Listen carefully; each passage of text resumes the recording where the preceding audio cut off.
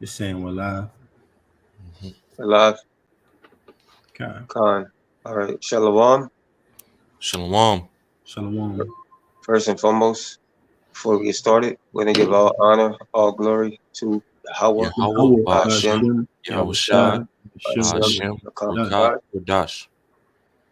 All right, give honors to the elders and apostles of Great Millstone. Salutations and blessings to the Akim that's pushing this truth and sincerity. And today's lesson, we're going to get into, Esau is the sword. You know, uh, he's the sword. He's the instrument that the Lord has used, or set an example for as the wicked and uh, for destruction, because throughout the history of Esau and his rulerships, he's used that sword, which is that blessing, to pretty much take over the whole world, you know. So we're gonna get into some scriptures, and Lord willing, it'll be edifying. Okay. It's the book of Genesis, chapter 27, verse 38. And Esau said unto his father, Hast thou but one blessing, my father? Bless me, even me also, O my father. And Esau lifted up his voice and wept. Uh, And Isaac, his father, answered and said unto him, Behold, thy dwelling shall be the fatness of the earth and of the dew of heaven from above. Khan. So Isaac, okay, said that the dwelling shall be the dew of heaven, and he shall have the fatness of the earth. And Esau has the fatness of the earth. He has the wealth, he has the land, he has the resources. He pretty much has everything that is, pretty much real wealth as far as cattle, land, gold, and silver. He controls, pretty much all of that. You know, you pretty much have to go to this devil for the one of all things because he's been given it. It's for the blessing. Got it out. Verse 39, the latter end.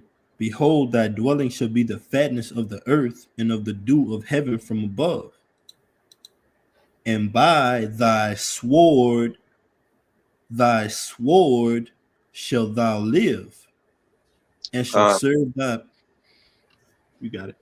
you got it out. And by thy sword shalt thou live, and shall serve thy brother. And it shall come to pass, when thou shalt have the dominion, that thou shalt break his yoke from off thy neck. Con. So it says, by thy sword thou shalt live. From the beginning of the time, Esau, that spirit of Esau is, to kill. And the blessing, his spirit is naturally to kill. But the blessing, later on matched up with his spirit, which is, the sword, like the instruments of war, whether it be, an actual physical knife or, biological weapons, psychologically, like, you know, um, as far as like his experiments, all kind of different things like that. I So it got you comes a in quick many. one out. Is that up? I got you a quick one. Con, It's an oldie but goodie, but it's Job 9 and 24. The earth is given into the hand of the wicked. He covereth the faces of the judges thereof. If not, where and who is he? con. So the earth is given into the hand of the wicked. Okay, and what would the wicked be doing? All right, the wicked would be, causing, you know, uh, um, dis-ease in the world. He would be causing, mayhem and trouble. Because the scriptures say, when the wicked are in authority, the people mourn. Why is that? Because he's oppressing them, with his different swords. But when the righteous are in authority, the people rejoice. You know, got Okay. It says, and by thy sword shalt thou live, and shall serve thy brother, and it shall come to pass when thou shalt have the dominion that thou shalt break his yoke from off thy neck. That's right. And that's going into Esau breaking the yoke off thy neck. Speaking about when the, uh, the Renaissance era, because he was, he was in those Caucasus mountains, and he was enslaved underneath our people. So Yeah, and I'm gonna say this too. We're coming into these times right now where that yoke that was so laid so heavily on the neck of the house of Israel is being broken off, man, with this wisdom, knowledge, and understanding. And ultimately, this truth, all right, is being broadcasted across the four corners. Wisdom, knowledge, and understanding, and the common denominator that these men have across the four corners is calling upon the name of Yahweh Bashem Yahushua in sincerity and truth, and seeing this place for what it really is, seeing who the wicked is, and seeing the plans that he has for the planet Earth, which include a great swipe of that sword that he's been gifted with, man, from the Most High. You have some information on sword, Amaya? Yeah, Con. I don't think but I don't think my screen is sharing right now. Okay, you want me to share right now? You ready? Yeah, Con, because I have it up on my screen right now. Yeah, just let me know when you need me to share from now on. There you go.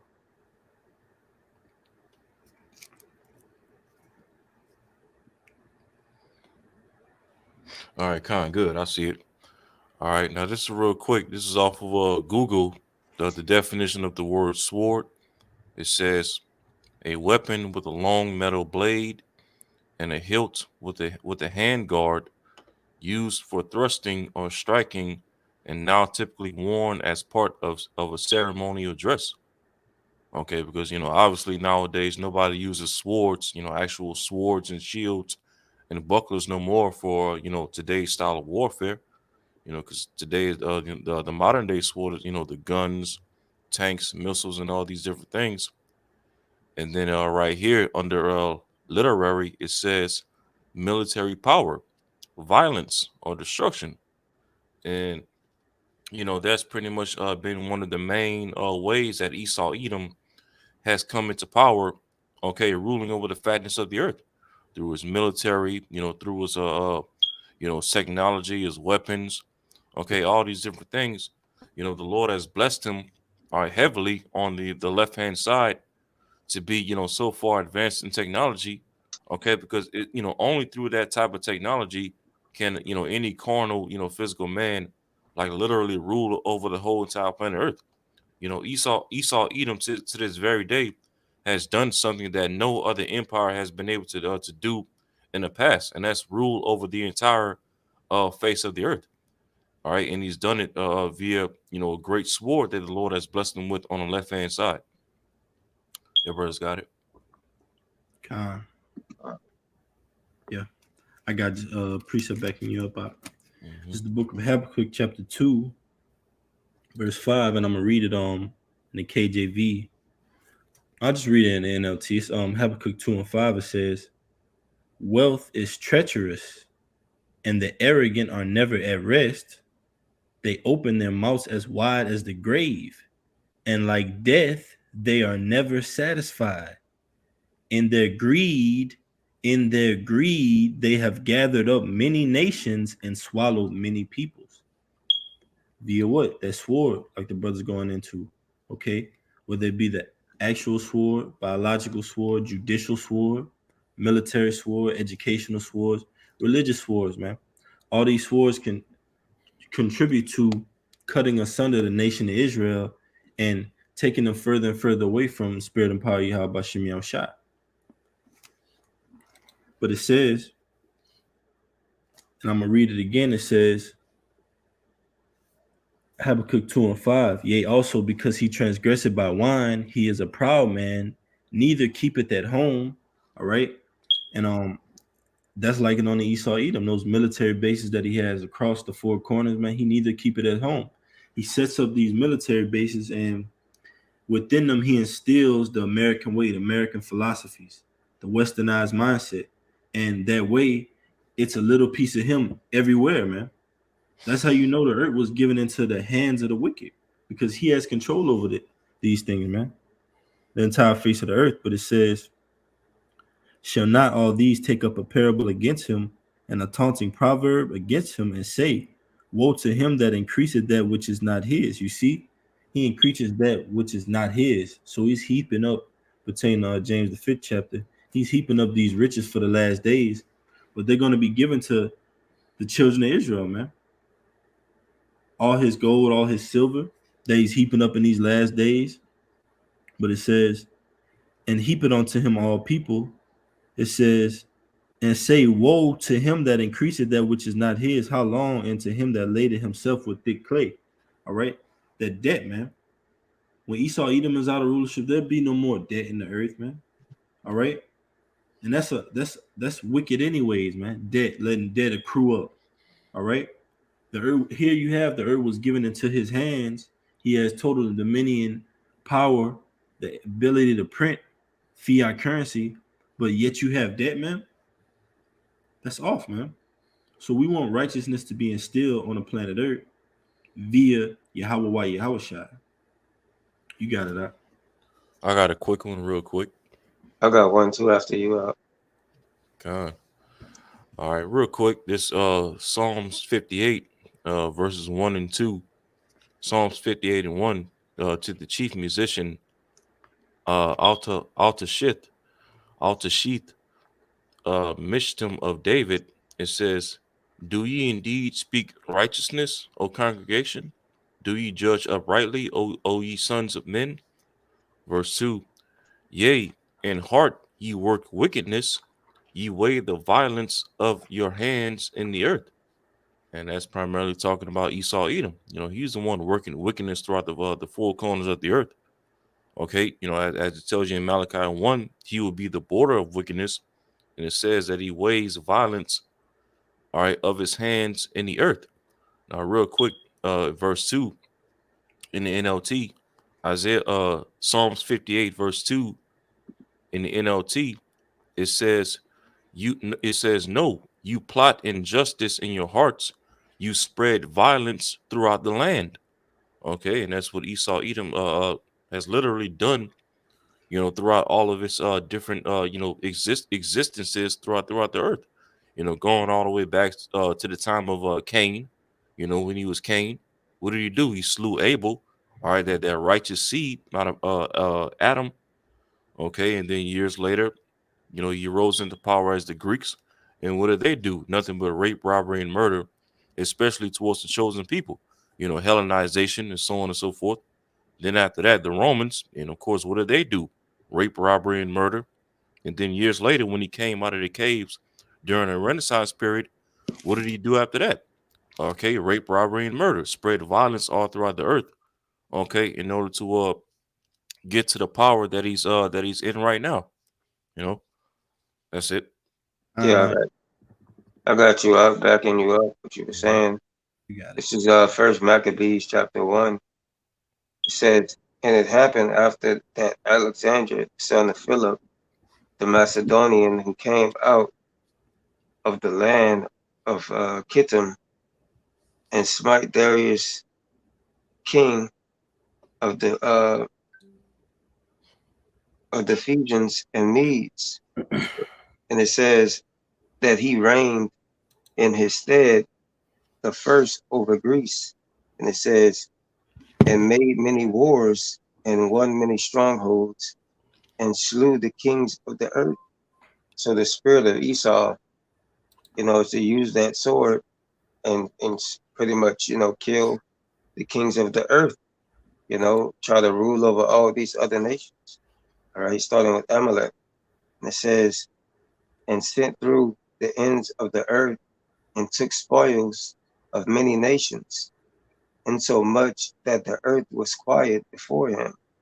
And that's the same thing like into America, you know, you know, the earth was once quiet at the fear of Babylon, America, of you know, of the consequences of them, you know, possibly bucking up against them, you know. But now, prophecy is that these nations will say, the weak will say that I am strong. So now you're seeing those nations, pretty much bucking up against America now. It says, whereunto he was exalted and his heart was lifted up. Same thing like Esau today, man. His heart is lifted up because he's conquered all these nations and took their spoils, their lands, and their resources, their women.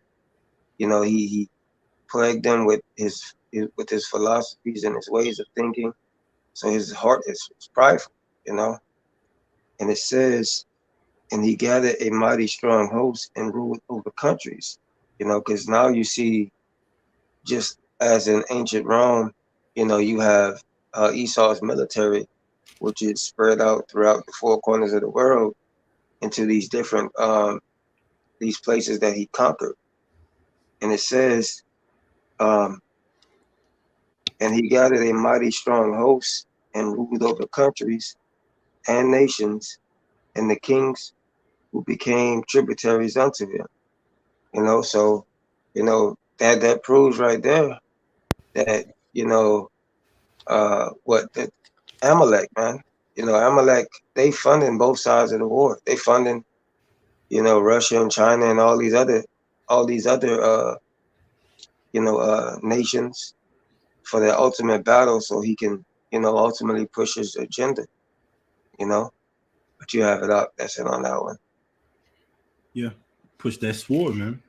Yeah. And it's just backing y'all brothers up, because the same spirit that was in Esau, Edom, as we read in Genesis the 27th chapter, was in Cain, man. All right. And ultimately it goes back to that name, that brand, like the brother brought out, that the Most High placed upon them. The Most High placed the brand on Israel, because ultimately we're going to get that Tav, and the rest are going to get that Karagma, man. Those are two different M words. I'm not going to say it, but those are two different M words. So the Most High ultimately branded each side, man. But this is that word. I'll share my screen real quick. That word Cain, just backing y'all brothers up. The brother Maya mentioned that Cain had those same characteristics, man. That violence, that rage. Salakia, bear with me, can y'all brothers see it?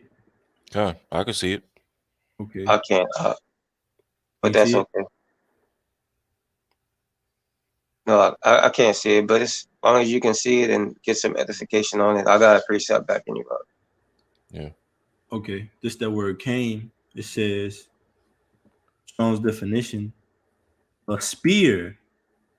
A spear. You see, likened onto what? A sword, man. So the Most High is miraculous in all his ways, man. So that same name was that spirit that was given on to Cain, and that same spirit that was in Esau, Edom, which is in that same spirit today, man. Starting with those elites, international banking families, man. They have that violent, bloodthirsty mentality, man. Can't stop, won't stop, can never get enough. Heap it up all the riches, all the wealth of the earth, and then what? Do nothing with it. Continue to deal treacherously, like the scriptures say, man. You got it out. All right, this is backing you up. This is Jeremiah 13:23. It says, "Can an Ethiopian change his skin, or the leopard his spots? Then may ye also do good that is accustomed to do evil." So Esau is accustomed to doing evil. It's within his soul. It's in within. He's been made that vessel for dishonor. So he can't do anything that is good. So hey, could you keep reading on that out? But let me just bring out the verse you just read in the NLT, Jeremiah 13:23. But Baba Kushah, when I'm done, could you read down to about 25 in Jeremiah 13? It says, "Can an Ethiopian change the color of his skin? Can a leopard take away its spots? Neither can you start doing good, for you have always done evil." That's likened on to Esau, Edom, and that border of wickedness, that stain or that brand was placed upon you from the beginning, man. As that old serpent, the Most High had branded you back then as the wicked, man. And it kept coming back up until these different leaderships like the brother was going into, man. You've always been in that spirit on the earth, but you've always been the adversary to Jacob, man. Like the scriptures say, his soul, which is lifted up, is not upright in him. So if there's an upright soul, then there's a righteous soul. There's a soul that's right, that's lifted up right, and that's Jacob, man. That's us. But you got it out. You can keep reading. Down to 25 out. Kind. All right, this is Jeremiah 30 and 23. It says, "Can the Ethiopian change his skin, or the leopard his spots? Then may ye also do good, that is accustomed to do evil. Wherefore will I scatter them as the stubble that passeth away by the wind of the wilderness." Right. Wildness. Liken unto Israel, man, being scattered, man, for our transgressions, for our worship of false gods, and worship of the system, man. And ultimately, Israel is going to worship this system once again and take 2/3 of our people are going to take that charagma, man. Take that brand. They want to be branded under another name, under another household name, man. Esau Edom, that bloodthirsty man. You got it out. Verse 25, Jeremiah 13 and 25. That was pretty much it on that, out. Okay, come on. Yeah. Look for this other one.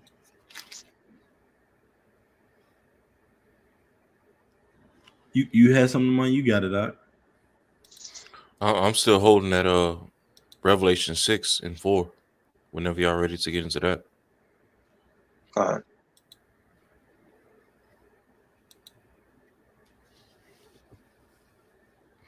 Yeah, because basically, Esau Edom, he was just created in this story to basically be the villain.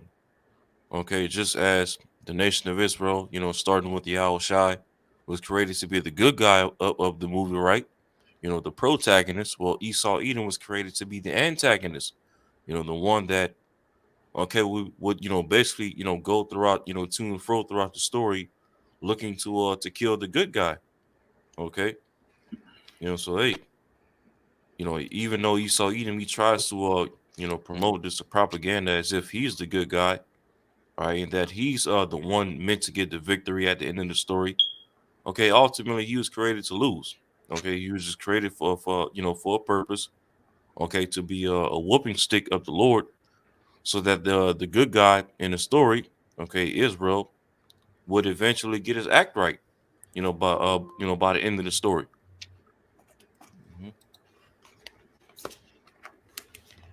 You got it out whenever you're ready with the Revelation 6. Okay. All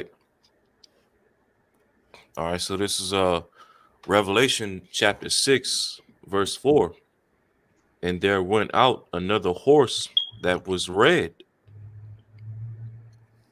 and power was given to him that sat therein to take peace from the earth, and that they should kill one another. And there was given unto him a great sword.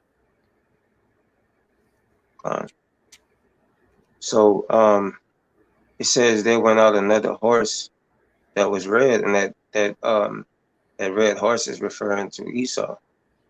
When you read in Genesis, it speaks about how Esau coming out as red. That red is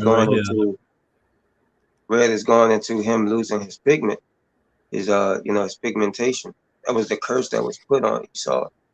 Esau Edom, which is what is it?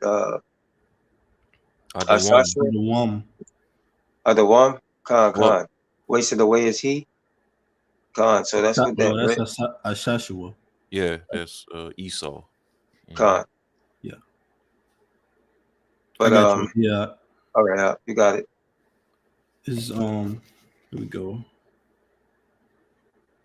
The book of Genesis, chapter 25, verse 25, it says, and when her verse 24, Salakia, verse 23, it says, and the Lord said unto her, 2 nations are in thy womb, and 2 manner of people shall be separated from thy bowels, and the one people shall be stronger than the other people, and the elder shall serve the younger. Con. So it says, two manner of people is in thy womb. One that is set from the beginning to do the good, and the other set to do evil. A pot for dishonor, and a pot for honor. For honor. Like that scripture says that neither one of the boys was set or have not done any evil. I forgot what, roughly paraphrasing, going into Romans that 9. scripture. Con. So basically, Esau was set up to be the wicked. I got you. Man. It's just backing you up that point you made. This is Psalms 58:3. The wicked are estranged from the womb. They go astray as soon as they be born, speaking lies. That's right. So the wicked are estranged from the womb. They come out of the womb wicked. They come out of the womb speaking lies. Because, again, it's not in them, or it's not within their spirit, to be right or to do right. They wasn't given that. Israel was only given, the law, statutes, and commandments, the way of understanding, and the rest of these nations as well. You got it out. Verse 4, it says, their poison is like the poison of a serpent. That old serpent, man. That's Esau Edom, man. It says, they are like the deaf adder that stop at her ear. You got it out. You got it out. Yeah, man. So that's Esau Edom, man. Like the brother quoted in Romans, the 9th chapter. All right, before the children had done any good or evil, it was written, Jacob have I loved it, Esau have I hated, man. And that's playing out right now on the planet Earth, with Esau Edom pushing his image, and the men of the Lord, the remnant, the elect of the house of Israel, pushing the image of Yahweh Shem Shai, man. There's two images being pushed, one for good, one for that of evil. But the Most High, Yahweh Shem Shai, controls both sides, man. Esau may have the earth in his hand at this point of time, but ultimately, who's pulling Esau's strings? That's right. You got it, brother. Got something on you? Still got that Yeah, I'm still in Revelation 6. All right. This is Revelation 6, verse 4 again. And there went out another horse that was red, and power was given to him that sat thereon to take peace from the earth. Okay. Yeah, so power was given to Esau Edom, from the Most High Yahweh through Yahweh Shai, to take peace from the earth, via starting all these different wars. Okay, creating all these different false flags in these different countries, to justify going into those countries and, completely, disrupting their whole society, overthrowing their governments and their regimes. Okay, turning their women out, promoting feminism all throughout their countries, the alphabet agenda and all these different things. All of these things take peace, okay, from the earth and from different lands. And it says, and that they should kill one another. And it says, and there was given unto him a great sword. All right, and I'm gonna look up this word sword, like we always do. I got a precept too as well, bro. God. All right. So this is the word sword from Revelation 6 and 4. I'm gonna let this play. Strong's G 3162 Machera. Machera. All right. And I'm gonna just go straight to the point. When you go down to the Strong's definition, it says a knife, i.e., dirk, figuratively war, all right, judicial punishment. So another part, God, you got it out. And it all ultimately links back to Esau Edom. Spear going into Cain. All right, the wicked being estranged from the womb, that serpent, that old serpent.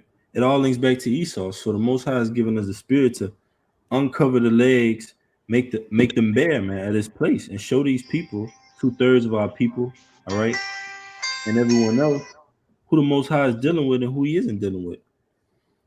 But I got you one after you go into it, brother. Okay, you can bring it out, and I got All one right. after you. Okay. Just share my screen real quick. Mm-hmm.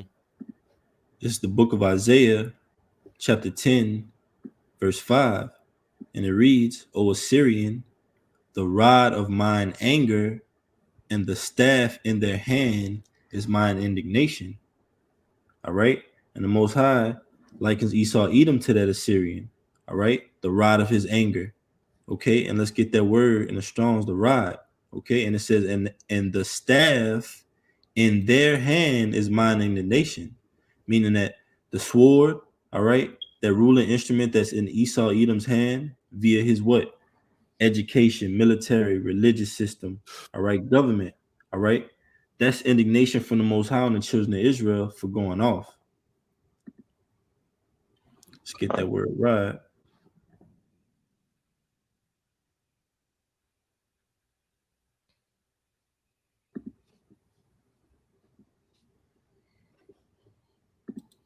Strong's H 7626, Shevet, Shevet, and second entry, Shevet, Shevet. It says Shevet, Shevet. It says a rod, staff, branch, offshoot, club, scepter, tribe. You see? So ultimately, the Lord could use a certain branch, offshoot, tribe to rule over us, man, as he's done in past times, man. But particularly now, all right, the house of Esau Edom, man, chiefly Amalek. Okay. It says rod, staff, shaft of spear, you see? Mm-hmm. That word again, going back to that word Cain, of spear, you see? Yep. So the Most High doesn't miss. It says club of shepherd's implement, truncheon, scepter, mark, salakia. This word. There you go. Of authority. Of authority. You see? So it says, and this is the point I want to make. It says, from an unused root, probably meaning to branch off a ski on a stick for punishing, writing, fighting, ruling, walking, or a clan, correction, dart, rod, scepter, staff, tribe. You see? So the Most High, like an Esau, Edom onto a what? A punishing instrument, man. For the house of Israel, a correction instrument as well. But we don't, but us as wise men of the Lord, we don't only look at just the sword and its elements and what it can do. We look at who's yielding the sword, and we look at who's controlling him, man.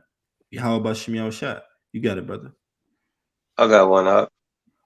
This is Deuteronomy 28 and 48. It says, you will serve your enemies. The Lord will send against you in famine, thirst, nakedness, and destruction. He will place an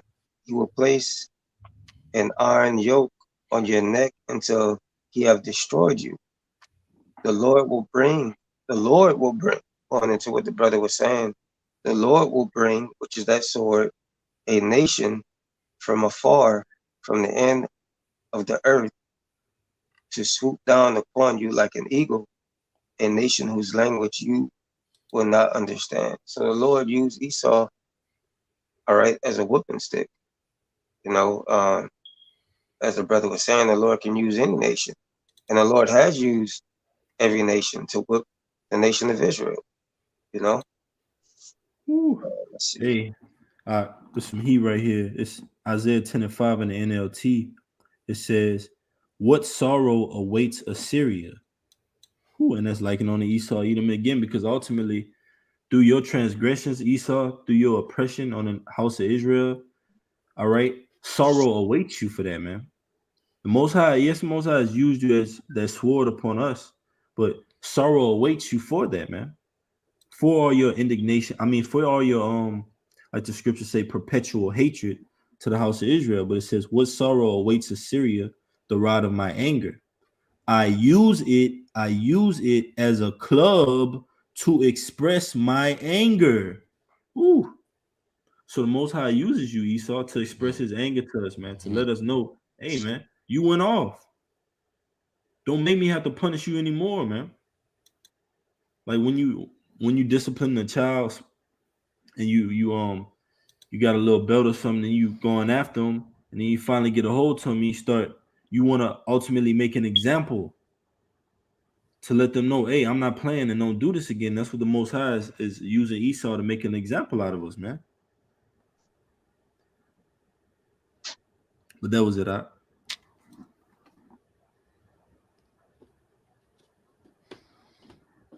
You brothers You got got it. some Mamos? Con, I got something out.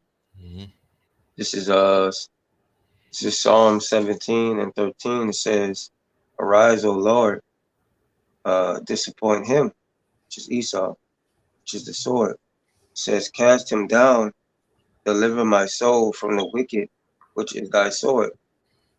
Backing up the brother when he was going into Revelations. So Esau is that sword. He's that wicked. He's the wicked. To take displeasure from the earth. Right? But you have it up. So on that. Okay. All right. Wadi, real quick, can you share my screen? Because I got something I want to bring up, and I want to go into a few words.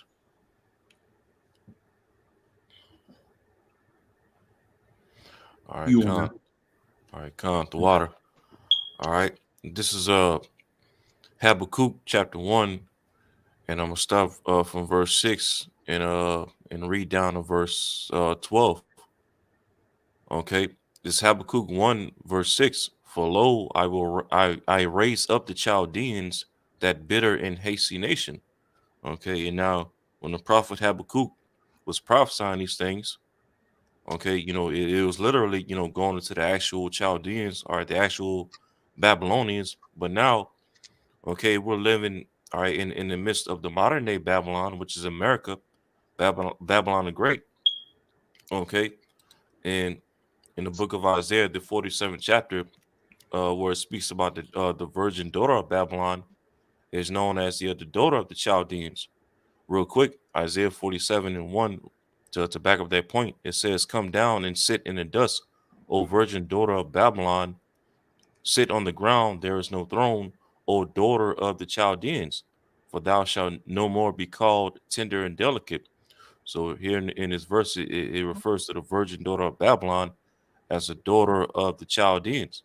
Okay, and when you go into this word daughter,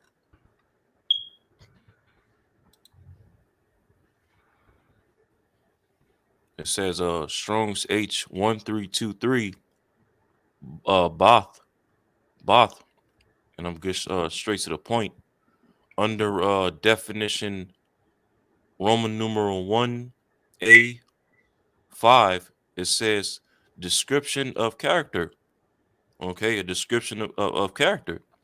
So Esau Edom, who rules over this modern day Babylon, the virgin daughter of Babylon, also the daughter of the Chaldeans, he comes in a description of character after ancient Babylon.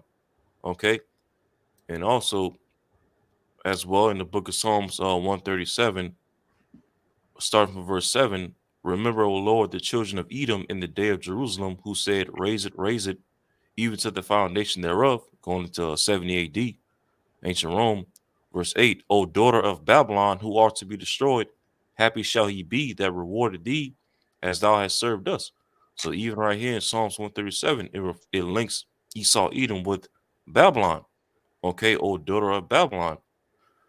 But now going back to Habakkuk 1 and 6, we can apply these things to Esau Edom today, who rules over this modern day Babylon, the modern day Chaldeans. Habakkuk 1 verse 6, for lo, I raise up the Chaldeans, that bitter and hasty nation, which shall march through the breadth of the land, or the land of Israel, which today is talking about, the Israelites, the people of Israel, so-called Negroes, Latinos, and Native Americans, it says to possess the dwelling places that are not theirs. Okay, and how is Esau going to aim to possess our people? All right, through that charagma. Okay, it says verse 7: they are terrible and dreadful. Their judgment and their dignity shall proceed of themselves. Okay, because Esau Edom is going to come down with great wrath.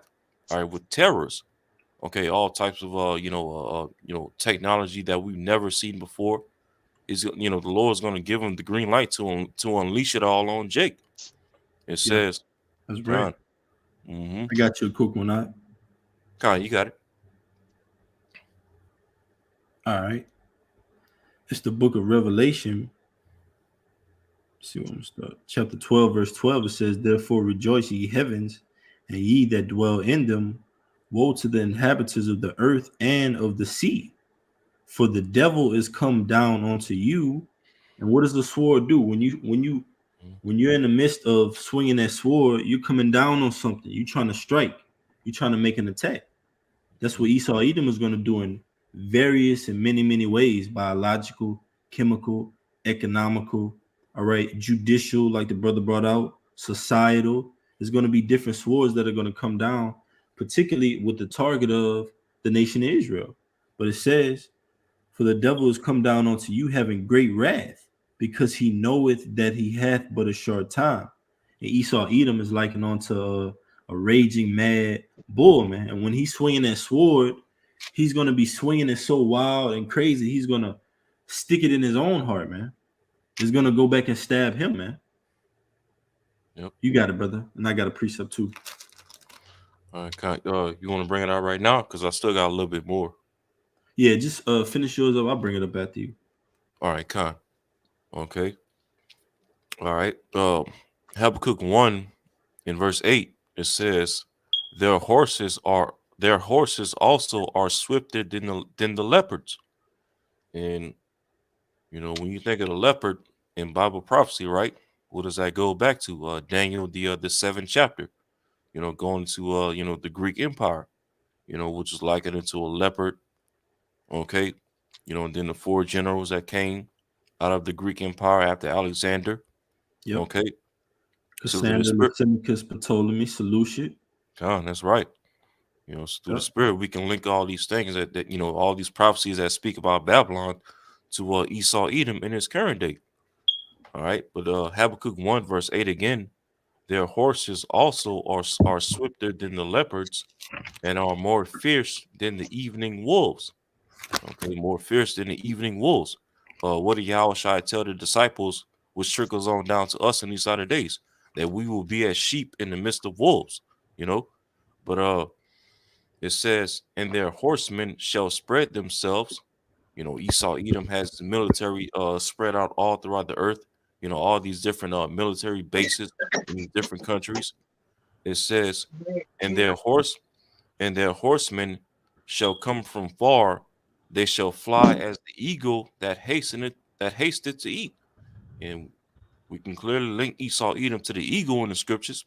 Going to the book of Obadiah, it said that he would exalt himself as the eagle. The Greeks used the eagle as their symbol. The Romans used the eagle as their symbol. Spain uses the eagle. Britain used the eagle. France uses the eagle. Okay, America uses the eagle. Germany, Russia, all these different countries ruled by Esau Edom, they've all used the eagle as their symbol. Okay, so all these things through the spirit, tied to Esau Edom. But continuing down to verse 9, it says, they shall come all for violence. Okay, their faces shall sup up as the east wind, and they shall gather the captivity as the sand. All right, and they're going to be rounding up a lot of jakes, into these concentration. Well, let me watch what I say. These camps, these prisons. I'll say it like that.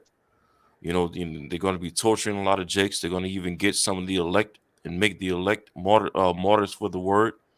They're going to be putting the charagma in Jake. Okay. Verse 10, and they shall scoff at the kings, and the princes shall be a scorn unto them. Yeah, the way Esau Edom, scoffs at these different leaders of these heathen nations, okay, and is driven these nations, mad. Now all these different leaders of these nations are all coming up against Esau Edom, primarily America. Kim Jong Un of North Korea, okay, Xi Jinping of China, all right, the leader of Iran, okay, the leaders of India and Pakistan and so on and so forth. It says, "They shall deride every stronghold, for they shall heap dust and take it." Yeah, conquering all these different lands, overthrowing all these different governments.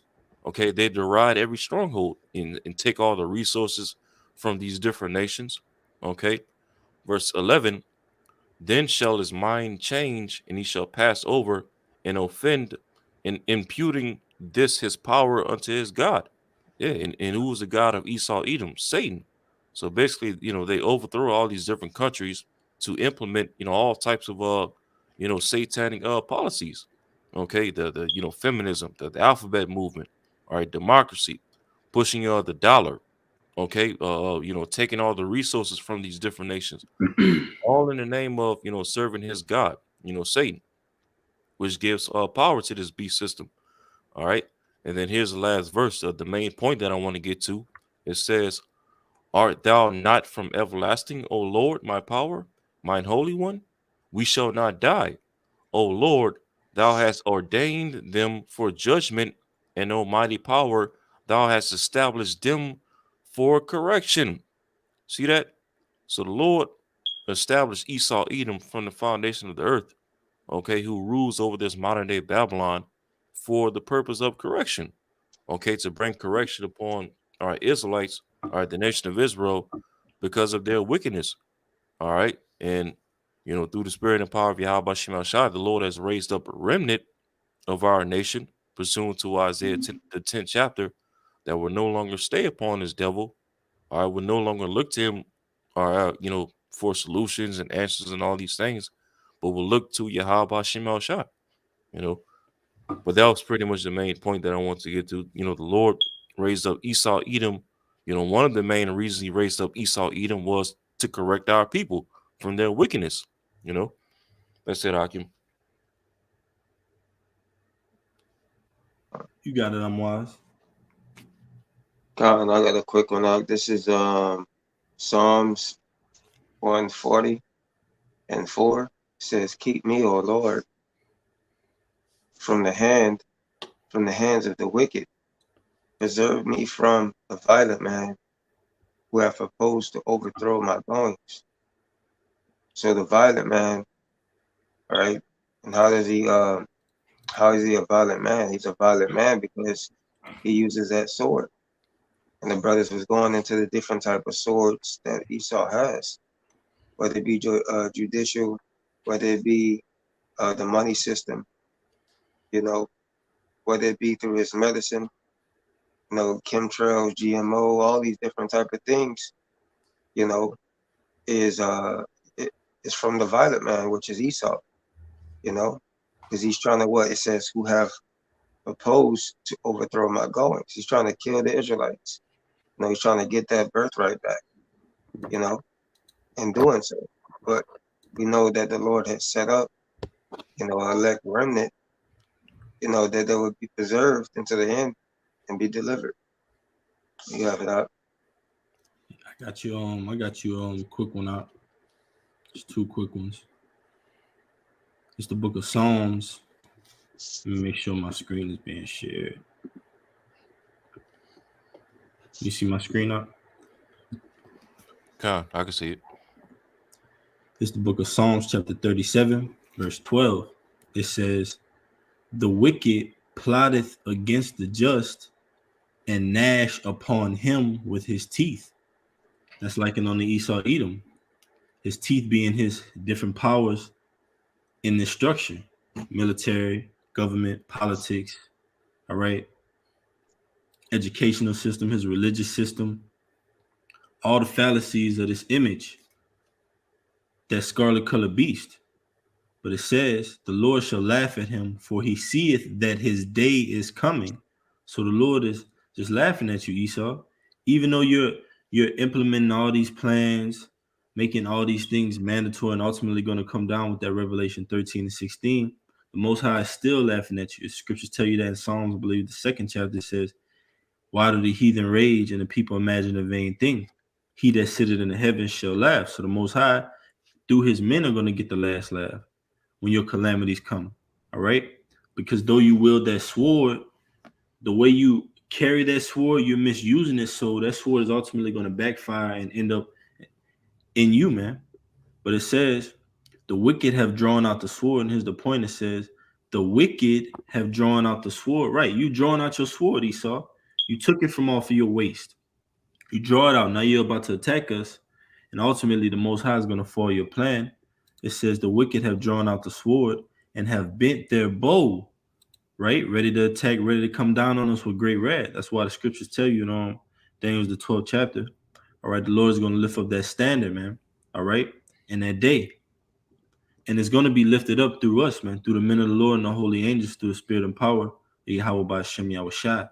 But it says, and have bent their bow to cast down the poor and needy and to slay such as be of upright conversation.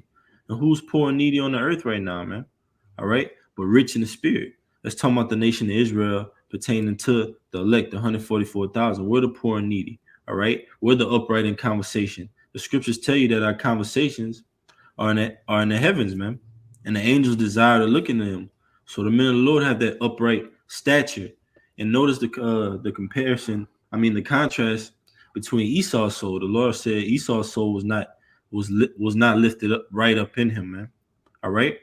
But it says their sword, verse 15, their sword shall enter into their own heart, and their bows shall be broken. You see? That sword, Esau, all those biological, chemical, psychological swords, they're going to end up in your own heart, man. And those curses are going to take a hold of you, man, for up until that 1,000-year period. And then you're going to be extinct, man. But it says, last verse, a little that a righteous man hath is better than the riches of many wicked.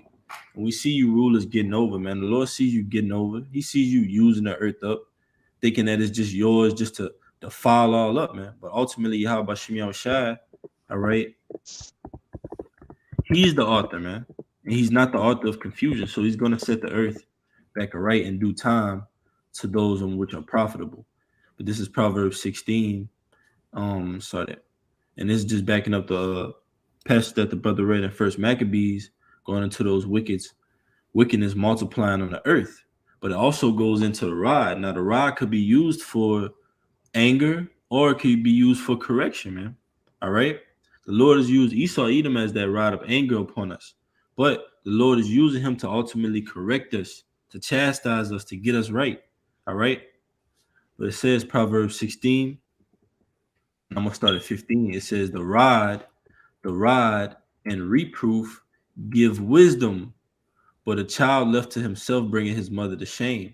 So the rod and reproof give wisdom. So through this hell we've been catching under this oppressor Esau, Edom, we've gained wisdom. We gained our mindset back. We gained our culture back. We gained true brotherly love back. All right. We've gained our heritage back. The name of the Lord, Yahweh Bashem Yahushua. We've gained all the intel back that the Lord has given us on this side, man. But we have so much more intel, so much more knowledge and wisdom to gain in the kingdom of heaven. But it says, verse 16, when the wicked are multiplied, transgression increaseth, but the righteous shall see their fall. And how do you know when the wicked is in rulership? When you see the transgressions increasing. It's simple as that. And we see that happening on planet Earth. It's a growing rise in violence, a growing rise in envy, strife, vanity. The word we always use, but Moism, man. All right. Sodomite. All right. Sodomy the Lord tells you it'll be more tolerable in that day. All right. For Sodom and Gomorrah than this place, man. Because of the wickedness and the transgressions increasing. And because ultimately the wicked is in rulership. But it says, correct thy son and he shall give thee rest. Yea, he shall give the light unto thy soul. And that's what the elect is doing. We're giving the light unto Yahweh Bashem Yahushua by this sweet savor, by the prayers going up, by these videos going up, by this edification. through the spirit and power of Yahweh Shem Shai, going out and correcting Israel, man. Bringing them back. You got it, brother. Mm-hmm. You got it, Moss.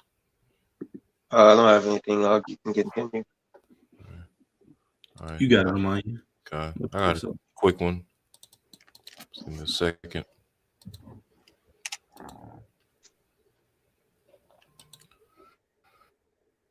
All right, this is Psalm 64. Psalm 64 in verse 2.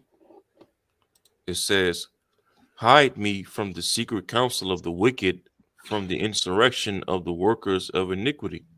And of course, again, Esau, Edom being the wicked and all of his secret councils, the Freemasons, Illuminati, all these left-hand priesthoods and societies that he has set up. And it says from the insurrection of the workers of iniquity. That can also link up with the Second Thessalonians, the second chapter, where Esau Edom, who's known as the man of sin, the son of perdition in that chapter, he's also known as what? The mystery of iniquity. So this precept in Second Thessalonians 2, go hand in hand. All right, but it says, verse 3, it says, "Who whet their tongue like a sword and bend their bows to shoot their arrows, even bitter words." So not only is Esau Edom's military and his weapons a sword, but also his tongue is a sword. His lies, his propaganda, his enchantments that he puts all throughout the mainstream news media, the music, the TV shows, the movies, okay, social media, all these different things. Okay, his tongue is also likened into a sword. Doing what? Shooting bitter words. Okay, and who is Esau Edom shooting his bitter words towards? Verse 4, Psalm 64, verse 4, that they may shoot in secret at the perfect.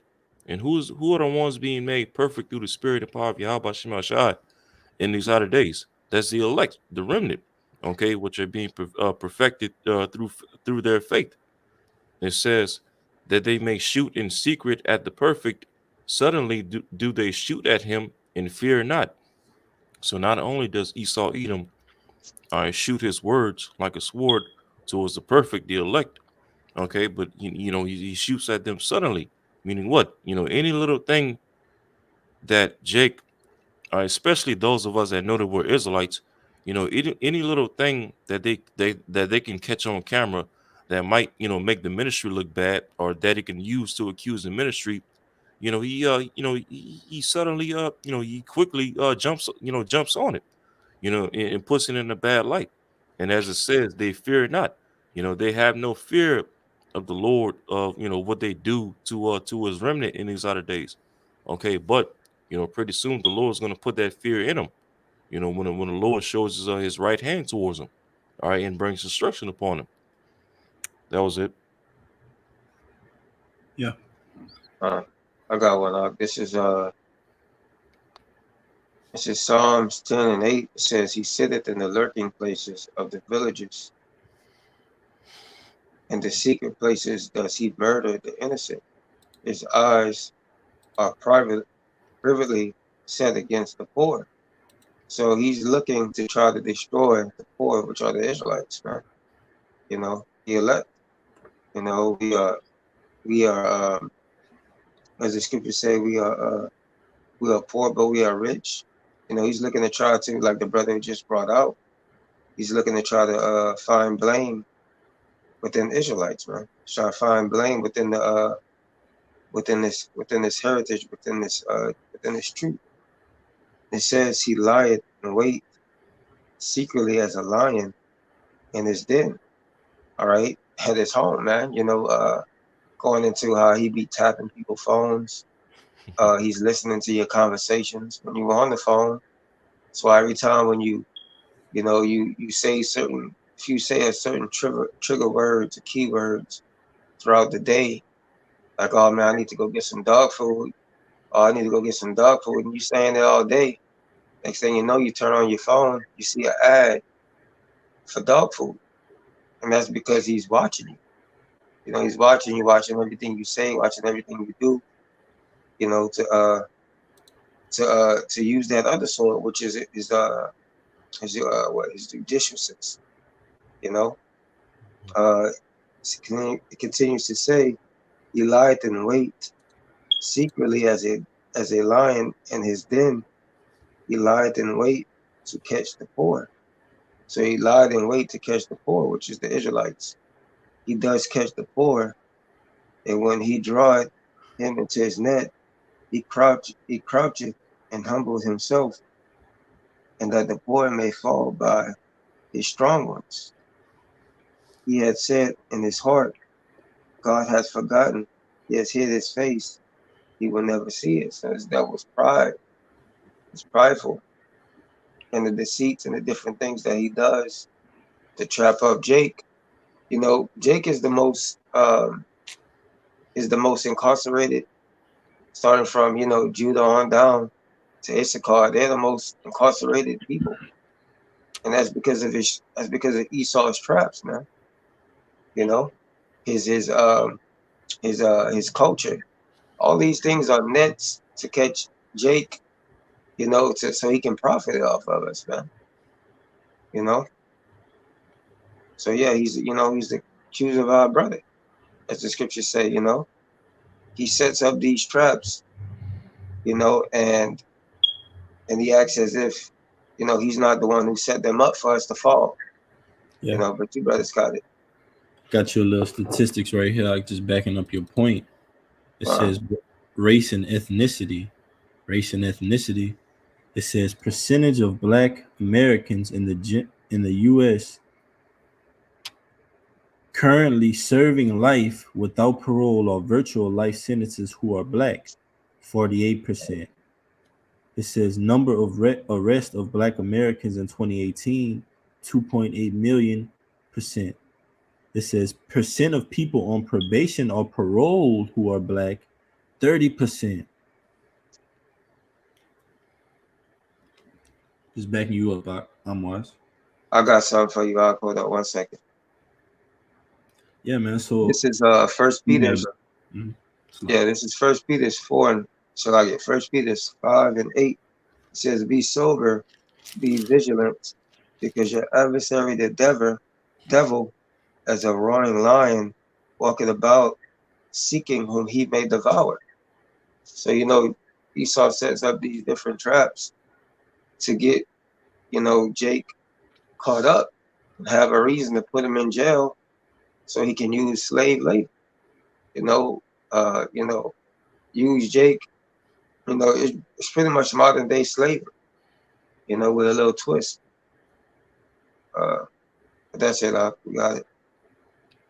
You got it, Amanya. We're gonna start get a couple more and take us out.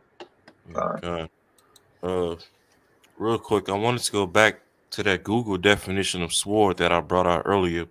You know, Bob Kashah, can you share my screen? All right, got you.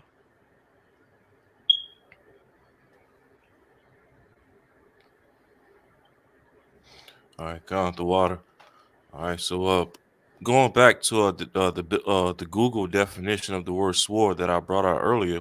You know, as you can see, it says a weapon with a long metal blade and a hilt with a handguard used for thrusting or striking, and now typically worn as part of a ceremonial dress. You know, so basically, you know, it's talking about a corner sword, right? But you notice right here, where at the similar words, the synonyms, it says blade, steel, and notice what it says right here, a brand. Okay, a brand. So a branding agent can also be used as a form of a sword. Okay, and when you go to this word brand, and I'm gonna just jump down to the main points. All right, and as you can see under definition number 2, I'm gonna highlight it. It says what? And identifying.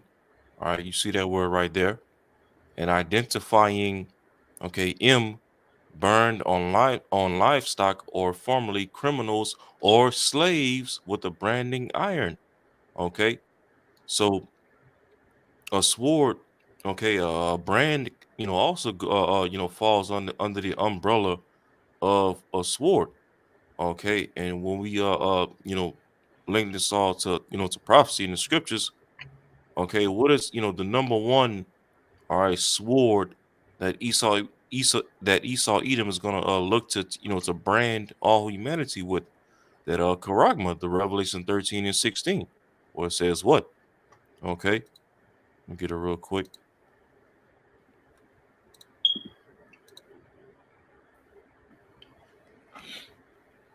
So, all right, 13 and 16, real quick. All right, and he caused it all, both small and great, poor and free and bond, to receive a, all right, charagma in their right hand or in their foreheads. And of course, as brothers always bring out, when you go to that word, all right, M-A-R-K, it says what?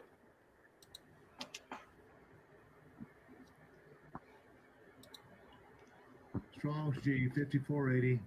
Charagma. Charagma. Charagma. And it says a stamp imprinted. All right, you see that word right there?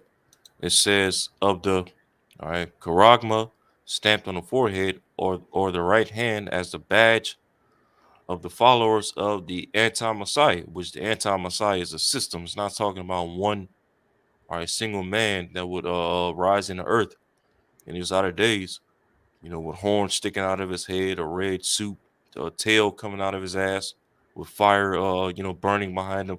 No, the anti-Messiah system.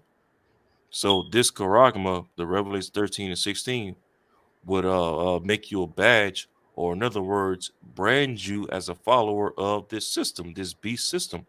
And Uh, and it's likened into a sword, which is basically a sword. It's basically an instrument of death, an right. instrument that will be used in war to kill you, basically. And then, as you can see right here, the M branded upon horses. Okay, thin carved sculpture, graven work of Uh, idolatrous image. You want to say something?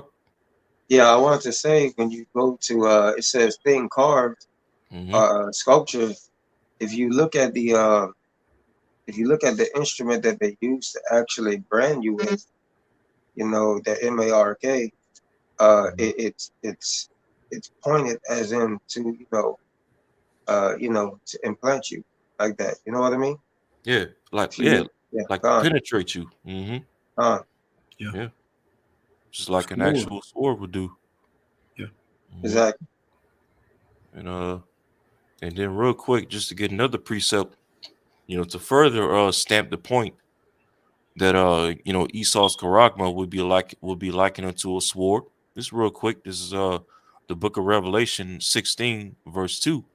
And then went and poured out of his vial upon the earth, and there fell a noisome and grievous sore upon the men which had, all right, the charagma of the beast, and upon them which worship his image.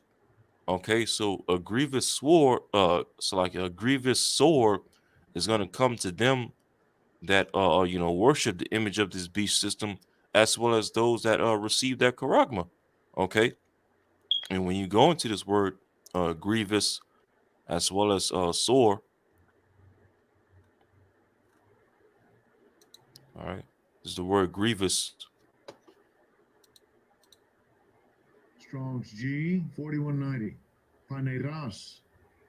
Paneras. It says full of labors, annoyances, hardships, okay, pressed and harassed by labors. And then I'm gonna go straight to the point. It says bad, or of bad nation or condition. It says in a physical sense, diseased or blind. So you see that? So a lot of diseases, all right, in bad conditions are going to come to those that receive their charagma. All right. And then we go to this word sore. All right, a grievous sore.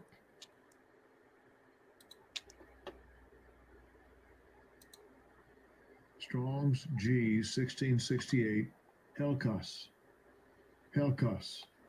It says a wound, especially a wound producing a discharged pus, a sore, and all chlor.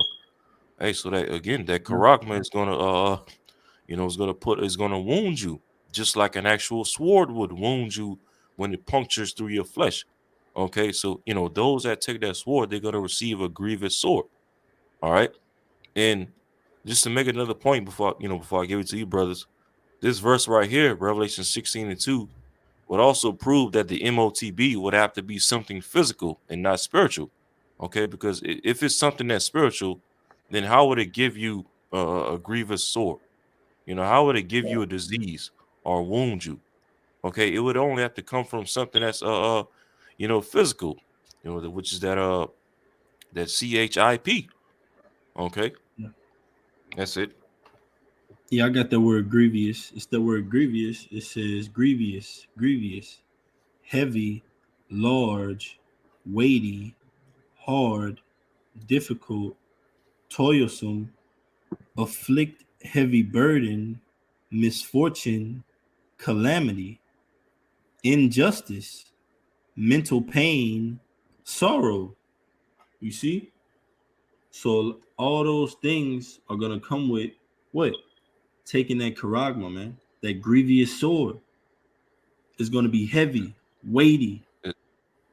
Was that you just read the Google definition of grievous? That's off Edamai online. Edamon? Okay. Let me pull it up then. I'll get it on mine. It's cool. Okay. Kind.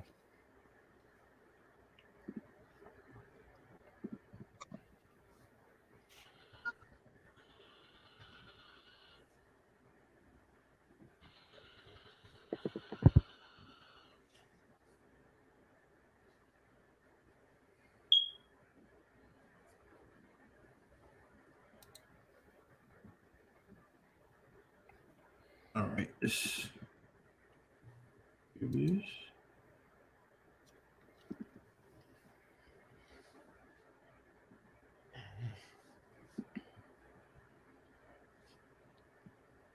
Spelled the wrong Slovakian. Here we go. It says grievous, grievously, grievousness. What's the one I'm looking for? It's the root word. It's the hold on 1 second. Grief. Here we go. Grievous. Entries linking to grievous. It says grief. From that word grievous, hardship, suffering, pain, bodily affliction, wrong, grievance, injustice, misfortune, calamity. So that's the offspring of grievous. So that's ultimately just backing the brother up, describing that wound, man. It's going to be a misfortune upon you, a calamity, an injustice, because ultimately it is an injustice, man.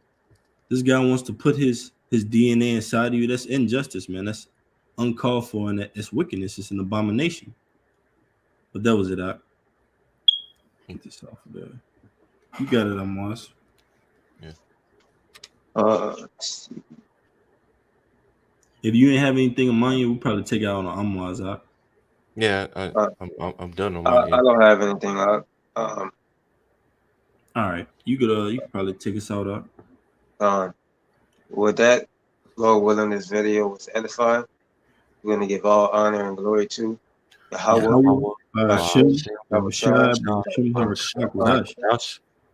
All right, double honors to the elders and apostles of Great Millstone. Salutations and blessings to you, Akim, expression is truth and sincerity, and who have tuned in today. Lord willing, we see you tomorrow on the highways and the byways. Until next time, we say Shalom. Khan, Lord willing, Shalom. Shalom. Shalom.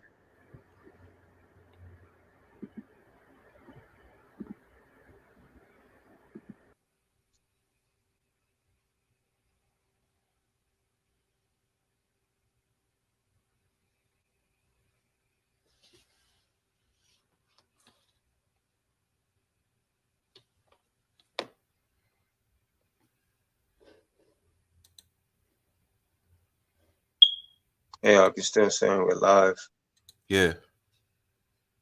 All right.